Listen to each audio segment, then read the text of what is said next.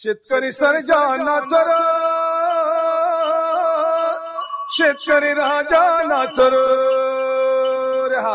नाच गड्या सोन्याचा दिसा जहायर, नाच गड्या सोन्याचा दिसा जहायर।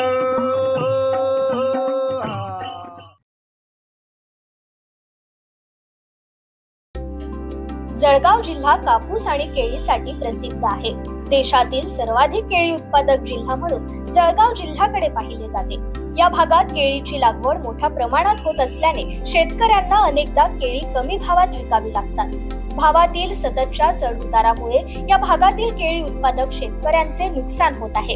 या सगळ्या गोष्टींचा अभ्यास करून येथील रहिवासी असलेल्या अशोक गडे या शेतकऱ्याने नुकसान, भाव वाढ आणि उत्पादन यावर एक उपाय शोधलाय। अशोक गडे यांनी केळीपासून बाय प्रोडक्ट म्हणून वेगवेगळे पदार्थ बनवण्याचा उद्योग सुरू केला।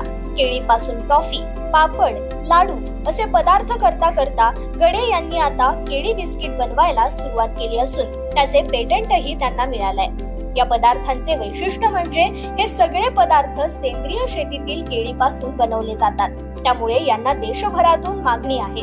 एकूणच या शेतकऱ्याने शेतीतून नवा मार्ग शोधून इतरांसाठी पर्याय निर्माण केला। मी अशोक प्रभाकर गडे, राहणार यावल, जिल्हा जळगाव, महाराष्ट्र। माझा केळी प्रक्रिया उद्योग आहे, त्याच्यासोबत माझी स्वतःची शेती पण आहे। माझ्या शेतीमध्ये मी ऑर्गॅनिक पद्धतीने करतो आणि ऑर्गॅनिक पद्धतीत माझे सगळे उत्पादन मी शेतीचं घेतो। केळी पण त्यातला एक भाग आहे। या केळीचा उपयोग मी केळी प्रक्रिया करण्यासाठी करतो आणि केळी प्रक्रिया करून मी त्याच्यात केळीचं बिस्किट, केळीपासून चॉकलेट, केळीपासून पापड, लाडू, चिप्स, चिवडा, पीठ, शेव असे जाम, जेली असे जवळपास 8-10 प्रकारचे पदार्थ मी बनवतो आणि ते मार्केटमध्ये विकतो। या केळीसाठी ऑर्गॅनिक केळी म्हणजे केळीच्या प्रक्रियेसाठी लागणारा कच्चा माल जो आहे त्याच्यासाठी आम्ही 50 शेतकरी एकत्र जमलेलो आहोत आणि हे 50 शेतकरी नित्यनियमाने आम्हाला माल देत असतात। याबरोबर आम्ही शेतकऱ्यांना मार्केट रेटपेक्षा 25% भाव जास्त देतो आणि त्याच्यामुळे शेतकऱ्याला येणारं जे नुकसान आहे ते नुकसान कमी होतं किंवा ते भरून निघतं आणि शेतकरी खुश राहतो। शेतकरी चांगला माल देतो, त्याच्यामुळे ग्राहकालाही चांगला माल मिळतो आणि सदा सर्वदा सर्वोत्तम या प्रिन्सिपलने आम्ही हा माल विकत असतो। अशोक गडे सांगतात की सुरुवातीला त्यांनी केळीच्या शेतीत खूप मेहनत घेतली।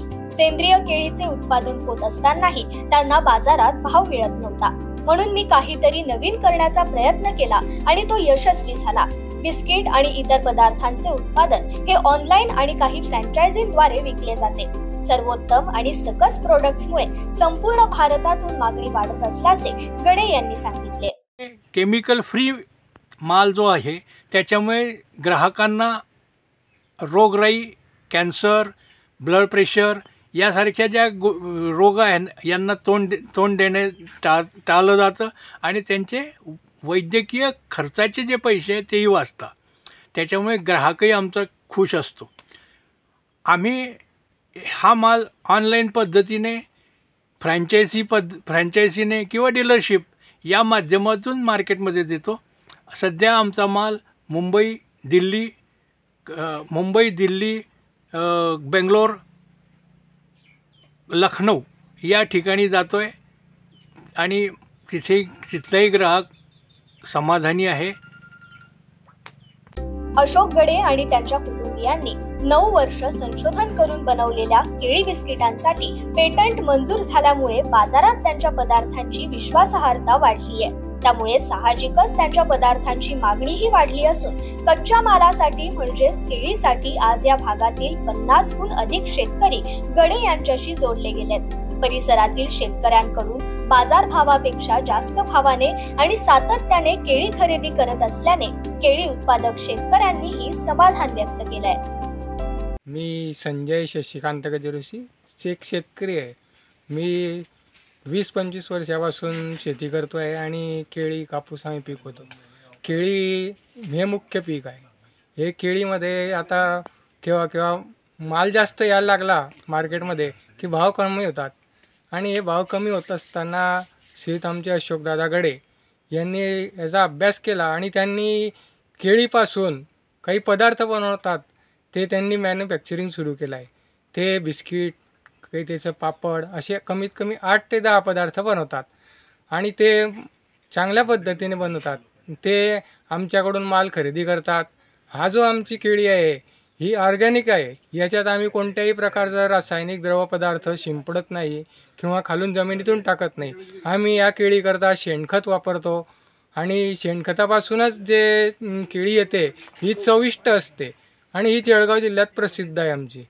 आणि हा जो माल आहे हा आमचा माल कधी भाव कमी झाले तरी श्रीयुत अशोकदादा गडे हे आमच्याकडून माल कमी जरी भाव झाला तरी ते मार्केटपेक्षा 25% भाव आम्हाला जास्त नेहमी देतात आणि जे आमचं नुकसान होत असतं हे नुकसान ते आमचं वाचवतात.